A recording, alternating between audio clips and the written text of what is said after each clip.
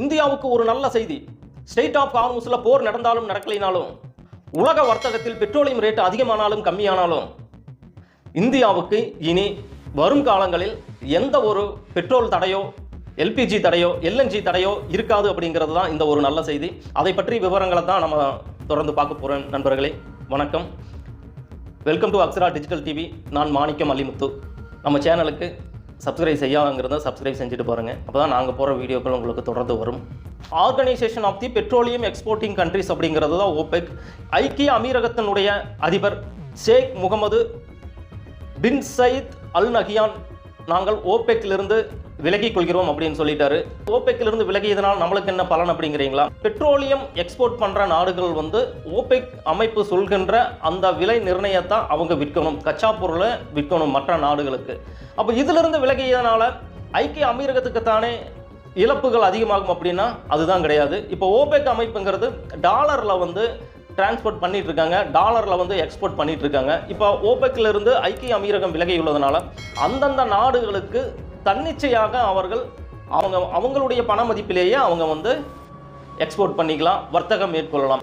இதனால இந்தியாவுக்கு என்ன லாபம் அப்படின்னு சொல்லி கேட்டீங்கன்னா, அவர்கள் இந்தியாவுடன் நேரடியாக நமது இந்திய மதிப்பிலேயே கச்சா பொருள்களை விற்கவும், எல்என்ஜிகளை விற்கவும் அவர்கள் முன் வந்திருக்கிறார்கள். 2028 முதல் 2037 10 ஆண்டுகள் வரைக்கும் இந்தியாவுக்கு 5 லட்சம் டன் திரவ எரிவாயை எல்என்ஜியை இந்தியாவுக்கு கொடுக்க ஒப்புதல் வழங்கியுள்ளது ஐக்கிய அமீரகம். இதன் மூலம் திரவ எரிவாயு, அதாவது சிஎன்ஜி எல்பிஜிக்கு உண்டான தட்டுப்பாடு விரைவில் நீங்கும்.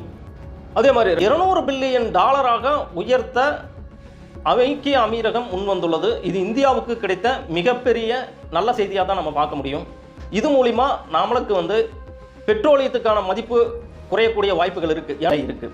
ஏடிஎன்ஓசி அபுதுபாய் நேஷனல் ஆயில் கம்பெனி கச்சா பொருட்களை இருப்பு வைப்பதற்கான ஆதரவும் நம்மளுக்கு கொடுத்துருக்காங்க. கச்சா பொருட்களை இருப்பு வைப்பதற்கான உரிமையும் நம்மளுக்கு கொடுக்க போகிறாங்க.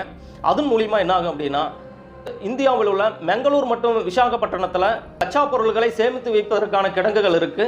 அவர்களுடைய கச்சா பொருட்களை நாம் இங்கே க்ரூட் ஆயில், கச்சா பொருள் போன்றவற்றை நாம் இங்கு சேமித்து வைப்பதன் மூலியமாக வேறு எங்கும் விலை அதிகமானாலும் குறைந்தாலும் நம்மளுக்கு முன்னுரிமை வழங்கப்படும் அப்படின்னு சொல்லியிருக்காங்க. ஐக்கிய அமீரகம் இன்னொரு விஷயத்தையும் நம்மளுக்கு தெளிவுபட சொல்லியிருக்காங்க.